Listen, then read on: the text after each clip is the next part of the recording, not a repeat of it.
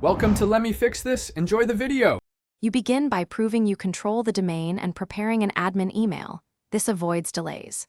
Once done, generate a private key. Use 2048 or 4096 bits for security, and immediately create a CSR with OpenSSL or your host control panel. Make sure to include accurate common name, CN, and subject alternative names, SAN when prompted. This CSR is what you will submit to the CA. Keep the private key offline and protected, because the CA will not need that file. Once you have the CSR, pick the certificate type, DV for quick domain checks, OV/EV for organizational identity, and submit the CSR to your chosen CA. Next, complete validation. DNS, TXT, HTTP file, or email verification are common. Choose the fastest method available to you.